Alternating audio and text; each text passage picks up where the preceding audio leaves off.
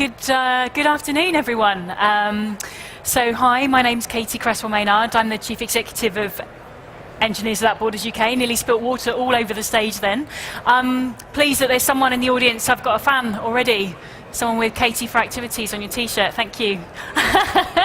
I should find out where to get one of those, so thanks for coming along. We're actually quite an intimate audience. I didn't know if you wanted to come a bit closer. I hope I'm not that scary, or are you happy there in the mid rows? Yep, okay, fine. I've been asked to come and talk to you a bit about what we do in terms of preparing the engineers of tomorrow. As is part of the exhibition here, you know, the Sustainable Development Goals are a big global agenda, and I hope you agree with me that engineers have got a really key role to play in addressing them. Engineers Without Borders UK is doing something about that, and I have some stories to share. So first things first, I think it goes without saying that we're operating at such a scale now that some are calling this time in human history the beginning of the Anthropocene. That human activity is happening at such a scale that we are a significant factor in the future of the environment of our planet. Some people may think that that's quite scary, other people see that as an exciting challenge.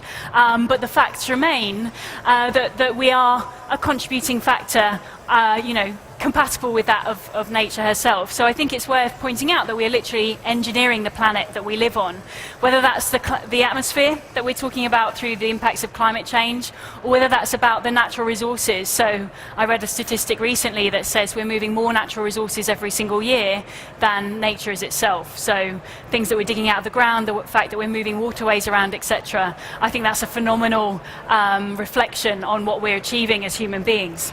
But it's not just the environment, it's us too. So whether that's the increasing influence of technology in our day-to-day lives, we all carry, probably here in this audience today anyway, smartphones, etc. We use technology to help us achieve our day-to-day. But it's also the environments that we're living in. So we increasingly find ourselves in engineered urban environments that are shaping how we live. As individuals, but also as societies. So we're not only engineering the planet, we're also engineering ourselves. And in summary, for me, that really kind of is highlighted through the Sustainable Development Goals. We know that engineers have already changed the environment that we live in. We know that engineers have already changed how we have developed as human beings and got us to where we are today. And I think that kind of highlights to us that engineers are key, that they're pivotal in terms of achieving the Sustainable Development Goals that we've set ourselves as humanity moving into the future. And I think engineers are key in achieving every single one, not just some of them, but every single one. And I pulled out a couple of stories that I like to share in terms of demonstrating and highlighting that on a more practical level rather than this abstract thought. So if we talk about, one of our favourite superheroes is the Institution of Civil Engineers. So in the middle of here, this is, does anyone know who that is? Some audience participation? Oh, there's a few brain cells working there. Do you know who it is? Basil Jett, exactly. 10 points to that chap. So this is Sir Joseph Basil Jett. So this is the mid-1800s London. So for those of you that don't know what was going on at that point in time, 3 million Londoners were drinking, washing, etc. from water in the Thames. Also doing other stuff in the Thames that meant that it was quite unsanitary, i.e. all of the waste that comes out of the other end of our bodies was going into the Thames, and instances of diarrhea, cholera, etc. were rife. So by the mid-1800s, there were annual cases of around 14,000 people dying from waterborne diseases because of unsanitary conditions. So at the time, they thought there was something to do with the smell. And the Houses of Parliament in 1851, I think it was, the summer of the Great Stink, decided that it was time to do something about it. So they contracted Sir Joseph Basil Jett, well, he wasn't a Sir at the time, he later became a Sir, to do something about it. And he came up with as it still is today, the London sewage system. So basically separating our waste from the water that we drink every single day. And not only did he do that and change the lives of 3 million Londoners, but he inspired sewage systems around the world. And so to this day, I probably hazard a guess that billions of lives have been saved because of the engineering devised and created by this man. And I think it's phenomenal that it's only now in 2018, more than 200, well, I can't do my maths, 150, 200 years later, that we're having to build the capacity of this. So he wasn't just thinking about dealing with the issues of 3 million people in 1850. He was looking ahead to the future. He knew that London was a great place to live. He knew it was going to grow. And he designed a system that is still able to just about cope with the sewage of 8 million people. So that's something like filling Wembley Stadium once every 2 days. A phenomenal feat. So that just goes to show how amazing an impact engineers can have on us as individuals and on our societies. Without doing that, people get ill, can't access education, can't go to work, etc., etc. And if we want to link that to the Sustainable Development Goals in terms of thinking about engineers, how they make a difference, the obvious one is that Sustainable Development Goal number 6 about clean water and sanitation. But actually, that's got an impact on our health and well-being. It's got an impact, therefore, on how much time we have available to get an education, to enter into work and contribute towards our economy. That can have an impact on gender equality. And it's also about the environment as well. If we're dealing with how our pollutants, for want of a better way of saying it, without saying some words I shouldn't say on stage, this is also about dealing with the environment. So for me, there's a really practical and tangible link between what engineers do and achieving not just some, but all of the Sustainable Development Goals. Another favourite example of mine, and it's particularly important given it's International Women's Day today. So most people know about who found penicillin. Who found penicillin? Do you know the guy who knew that was Bazalgette? No, someone else, exactly. So everyone knows, I'm going to get it wrong now, everyone knows about Alexander Fleming, right? The scientist who found penicillin. So Alexander Fleming found penicillin in 1926. By the Second World War, so 20 odd years later, and I don't want to shoot down any scientists in the room here, but all science had managed to achieve was enough penicillin in the world to treat 10 people. So in the throes of the Second World War, people are suffering from infection to wounds, etc. This amazing thing called penicillin could make a huge difference. And it was an engineer, and a female engineer at that, this lady, Margaret Hutchinson Rousseau, an American chemical engineer, that worked out the manufacturing process that it would take to produce penicillin at such a scale that within 1 year she was creating 400 million units. So it was an engineer that really made penicillin accessible to millions of people. So I think that's another phenomenal story about how engineers have changed the course of human history, changed the course of our development as people. And to me, it also allows us to tangibly relate how engineers have an impact on the Sustainable Development Goals. So obviously the obvious one is health and well-being, but as I pointed out before, that has knock-on impacts for quality education, for accessing good work, contributing towards the economy. That has impacts towards gender equality, and reduce inequalities in sustainable cities and communities. Obviously, I'm kind of brushing over those, and we should really go into them in more detail, but I'm limited on time, and I'm just trying to illustrate a point here that as engineers, it's not just about the pipes that we're sizing, it's not just about the production processes that we're improving. We're doing that in order to make a difference, and that difference is to people, and that difference is to the planet. And as is said as part of ecobuild, I think the time is now that if we want to build a better future, we have to do something about it. And so that's what we at Engineers Without Borders UK, the organisation that I work for, is all about promoting. So we want engineers everywhere to think about this idea of global responsibility, about this idea of social and environmental impact in everything that we do. Regardless of where that is, we can talk about working on a project here in London as having both a local and global social and environmental impact, as much as we can about talking about working on a project in sub-Saharan Africa, for instance. So we're about promoting this idea of global responsibility, and to me, I think that's really key in how we help engineers understand how they can achieve the Sustainable Development Goals. And I break this down into three key things as to how we achieve it. I think we have to talk about how people perceive engineering, so really challenge that common perception of what engineers do and what they're about, so that we inspire people to become engineers because they care, because they want to make a difference. That's all about also about changing how engineers are taught and educated. So something about the mindset of an engineer and the skills that we train them with and the tools that we equip them with to understand that and take more responsibility for it. And that's also about thinking how engineering is practiced. And it's great here today to see how much activity is already going on in terms of making sure that we're embedding sustainability and the Sustainable Development Goals into the heart of our engineering practice. But my belief is that there's more that we can do. We should be doing it faster, and we should be demanding change to be happening today and not just tomorrow.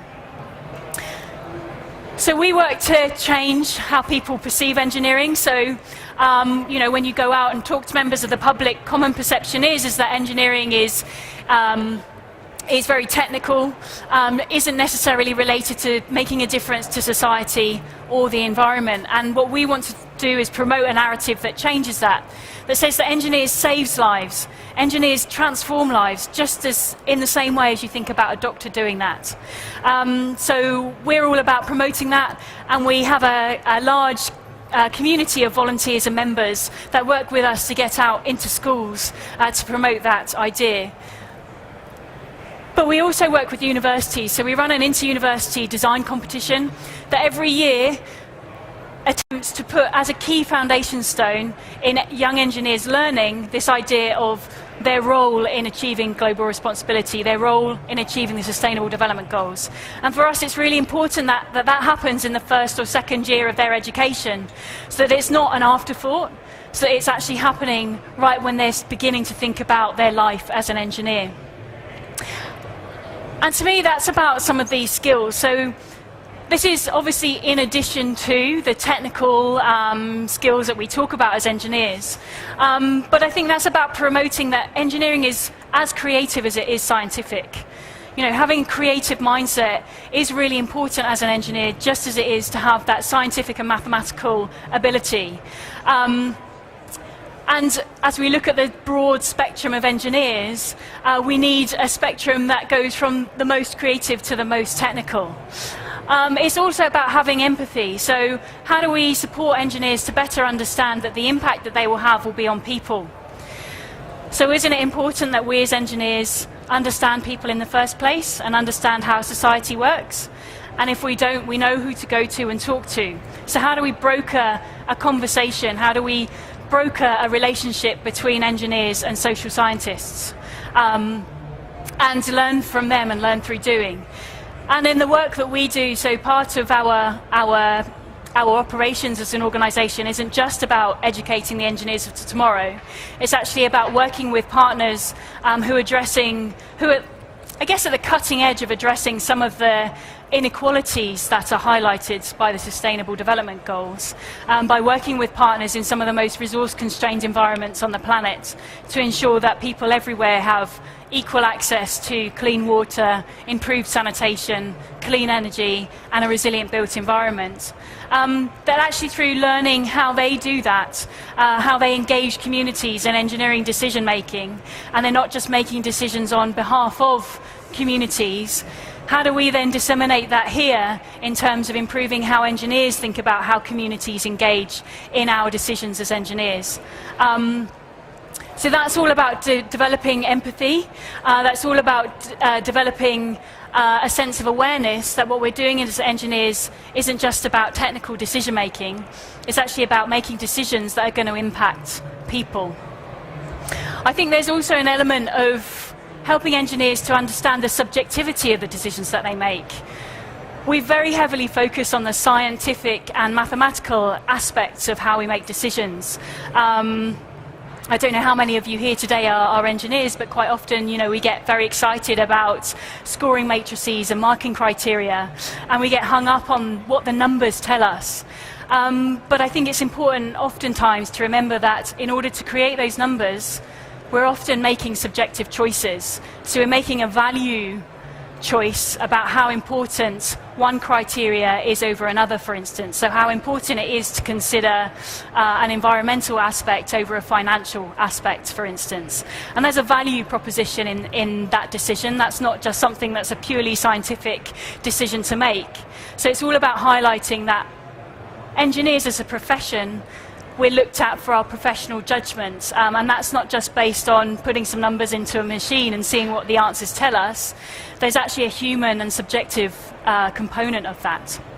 So how do we help engineers in training to understand that it's not an easy kind of black or white decision-making, right or wrong answer, that actually in the real world we have complexity, to use not a very nice term really to talk about complexity, but actually there's lots of competing factors, and to understand how to make the best decision in the interests of the most people, quite often we're making value judgments about what's important and what's not, or what's less important or more important.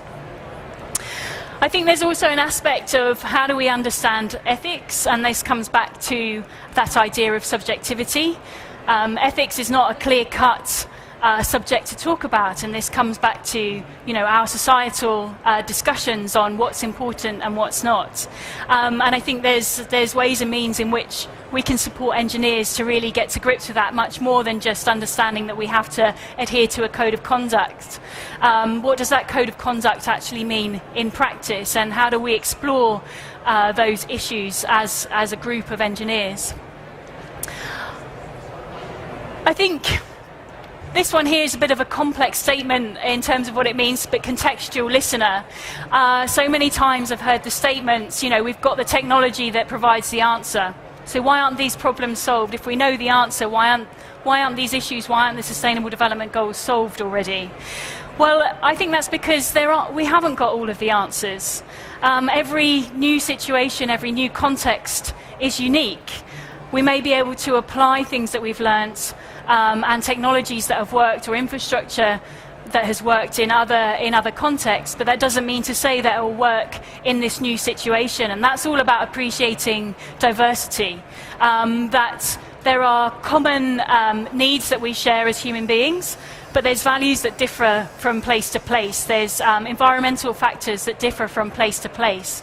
And so to be a really great engineer, and a great engineer that is about addressing those sustainable development goals, it's about approaching each project as new and unique, and really getting to grips with what of the factors of the context that really play into that decision making.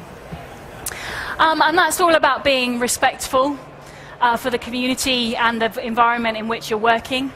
That's also about thinking about inclusivity. So not just who's paying you to deliver this project, but actually who's going to be using it as an end result. And I think that's about engineers having a sense of fairness and a sense of justice, of social justice, environmental justice, technological justice, justice in all its various different forms, but understanding that we're not just here to deliver our clients' wants and needs. We're a profession that has responsibilities to society. And that's all about having a sense of justice and social fairness in that respect.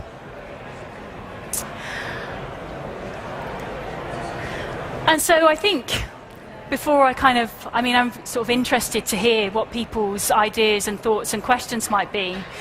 But I think for me, at the heart of it, it's all about saying and recognizing that engineers have an impact anyway, whether we like it or not. The materials that we choose for the projects or infrastructure that we design will have been dug up out of the ground somewhere that will have had an impact on the communities where that resource was dug up, that will have had an environmental impact locally. It will have had a global impact in terms of how it's been transported to the place where that project is being implemented. And so we can't help but have an impact in the work that we do. But I don't think that always has to be seen as a negative impact. I think we should be conscious of the fact that that has the potential to have a negative impact, but that we should choose to do it in the best way possible. And I think the first step to doing that is, one, to be more aware, 2, to understand how we can make it better. 3, to then start asking the right questions and putting that into practice. And I believe that as a follow-on from that, we will be encouraging of more of better codes of conduct, standards, etc., that demand more, that demand us to push further in terms of achieving the Sustainable Development Goals as engineers. So I think it's about saying that we have an impact anyway. Let's use that impact to make a positive difference, and let's use our voice as engineers to say how we're going to do it, rather than let other people decide for us. So if you want to find out more about our work, here's our website and our campaign around engineering change, and our social media. But I'd really like to kind of open it up to discussion from the floor in terms of your queries and ideas. So has anyone got any questions to start off with, or should I throw some out there? Yes, gentleman at the back. Oh, I think there's a microphone, sorry. I spent 30 years in an engineering design office, and during that time I come across 4 engineers with degree level qualifications who didn't understand engineering. Now I know what one professor at Rothamsted is doing to solve that problem. What's your solution? Can I ask you a question in return, just to clarify? So when you say you felt those individuals didn't understand engineering, can you be more specific in terms of what particularly it was? I can give you one example.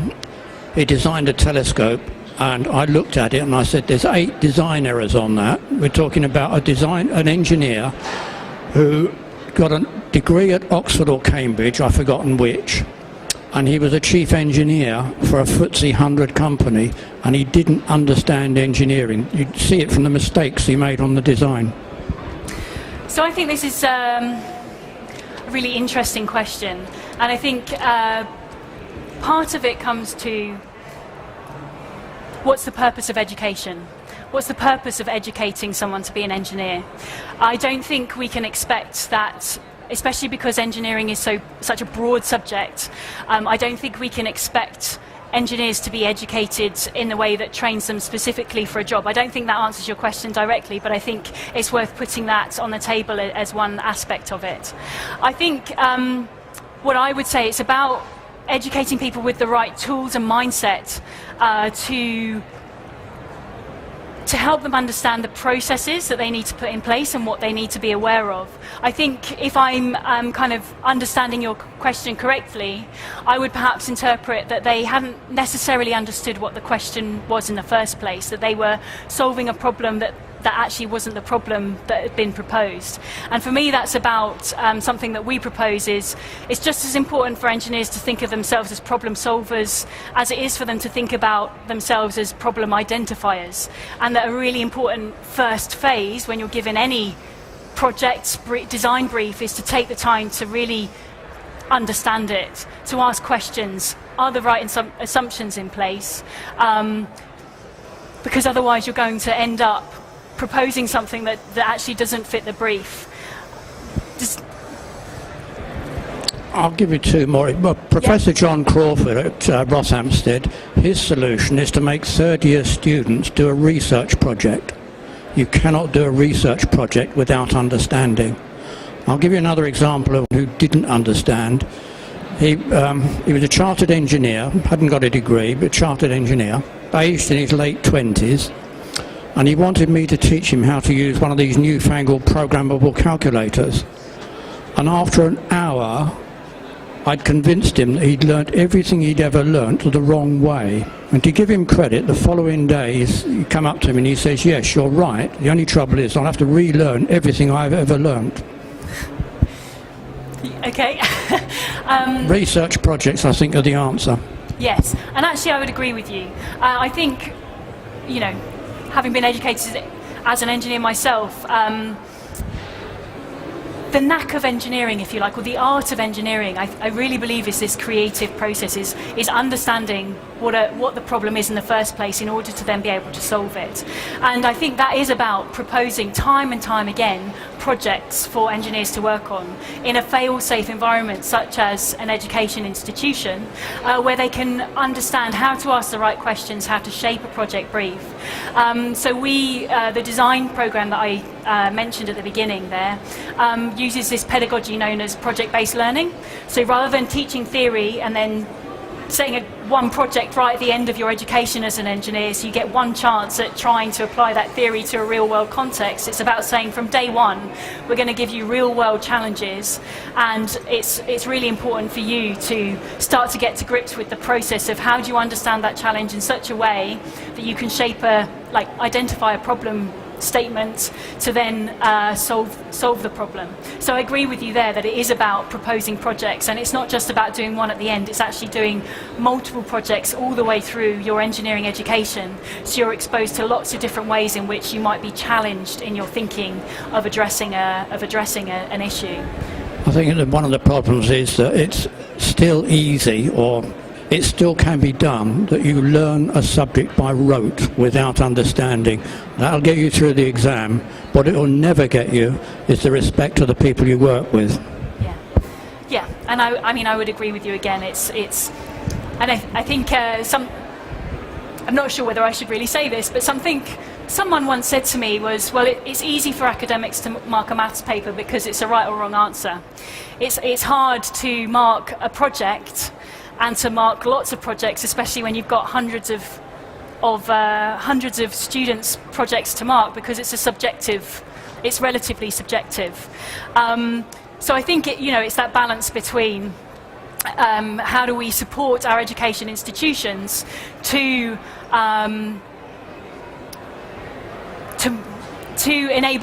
enable students to learning an environment, I think that's more relevant to the working environment they're going to go into, but also recognising the burden that brings. Because I don't believe there's really many right or wrong answers out there. There's probably some wrong answers, but there's a whole host of answers that could be right given a set of circumstances. So it's how do you support engineers to understand what could be better or more better.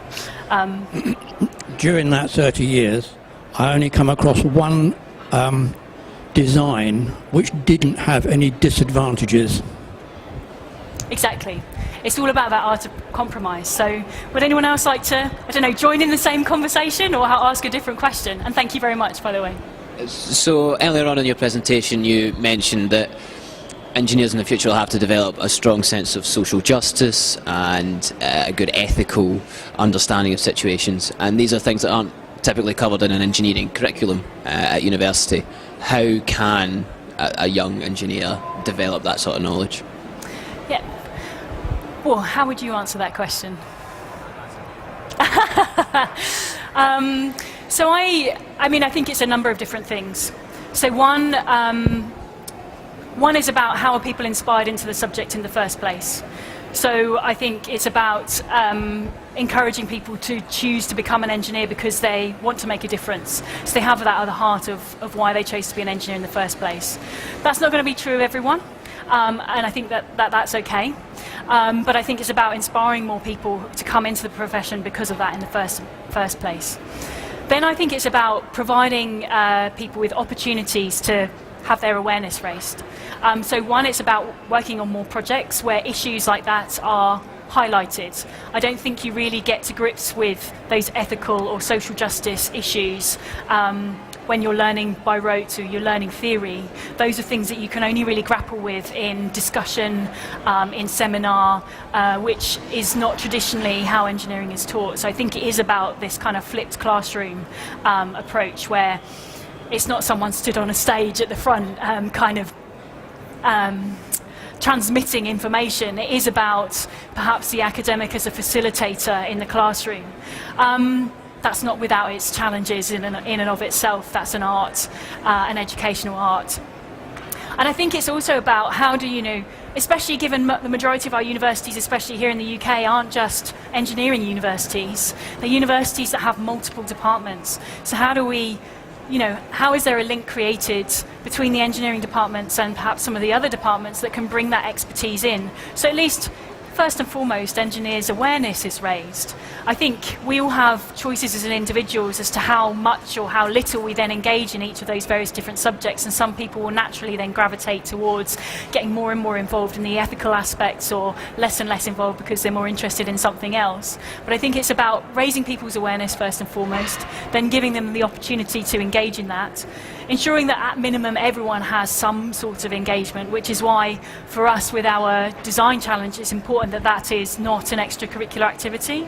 That's in the curriculum. It's delivered to every single engineer on that degree programme, just so that everyone has the opportunity. And then ensuring that that's happening in practice as well. So as an organisation that has been promoting this ideology for the best part of 15 years, we've picked up on stories where young engineers have been inspired by this idea that they can make a difference. They've gone into industry and then been told that, thinking about the environment or thinking about people is a luxury. We can't do that, or it's not what the client wants, or it's conflicting. So those are very exceptional circumstances, and I think over time that narrative has changed. But it's how do we, one, ensure that those people don't feel like they're alone? How do we create a positive community of individuals who are interested in this, that can support one another? And two, how do we change the conversation? And I think that is happening. I would say it'd be great to see it happen faster, but of course I'd say that. So I don't know, how would you respond? Because I always think that when people ask questions, they probably have something of an answer themselves. So how would you propose? I think that's a very good point about trying to make people more aware at university during education. I think, as you alluded to, bringing in different departments and offering a sort of broader understanding of the social and political climate in which an engineer might operate in the future. I think that's something I wish I'd had when I was at university, to have a bit more of an understanding of where engineering meets public policy and what does that interface look like. It's something I've never really understood, but I've always found quite interesting, and it's an opportunity I wish I'd had when I was at university. Yeah, and I think sometimes I like the pipeline analogy, sometimes I don't. So we often talk about the leaky pipeline in terms of engineering talent, especially here in the UK with the skill shortages that we're facing. I think it's a nice analogy to use. We can all picture a pipe and people leaving or not even coming in the first place in terms of the profession. But I think that actually narrows the thinking. I don't think it should necessarily be the case that if you do an engineering degree, your only route is to become an engineer in an engineering company. I think we should be encouraging people to do an engineering degree and then go into politics, or to go into local councils, so that actually the engineering capital more broadly isn't just kind of defined and constrained to the engineering, people traditionally who are seen as the engineering profession. Actually, I think it would be a great thing if we had more politicians that had an engineering background, because then I think that starts to change the debate and starts to change the conversation as well. So, yes, I like the leaky pipeline analogy, but I think it also has its issues in terms of really constraining this thinking of do an engineering degree, go into an engineering company and stay in an engineering company for life. I think it's actually about saying it's okay for people to go and have different experiences and to use that engineering educational background, for lots of different things. Which is a completely different question, but anyway. You had a question, I think. Yeah. With the design challenges that you do every year, do they actually get implemented? Because last year I remember we did a challenge based in Peru. Like we had to design a house in some place called Levitas, but I never got updates what happened after. Okay, great. So, case study in the audience.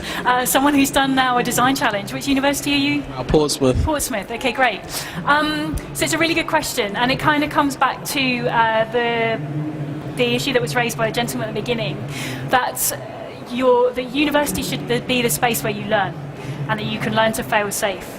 So we work. So how our design challenge works is we work with one of our international partners every year to produce a design brief. So it is a real world context not, a live issue.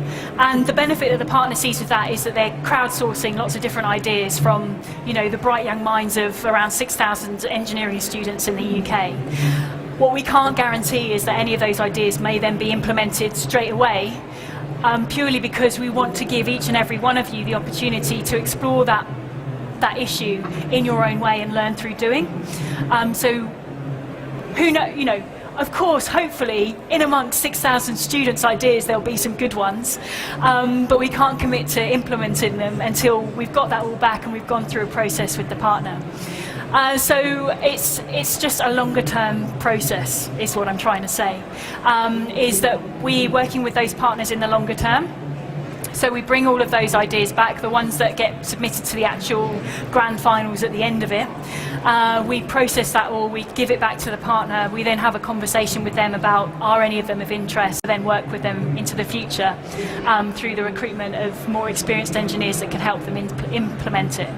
So not every idea will result in something, but the primary purpose of doing that programme is to give you, as the engineers of tomorrow, the opportunity to experience a really different project that really pushes you outside of your comfort zone and demands that you question your assumptions in terms of putting a design project together. So, is that a satisfactory response? Yeah? Does anyone else have any other questions or thoughts, or want to take the conversation in a different direction?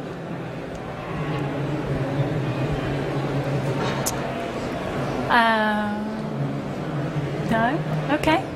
Okay, great. Well, I'm going to be here for a little bit if anyone wants to come and have a chat. Thank you so much for, in the dying hours of the ecobuild conference, kind of sitting here and listening to me.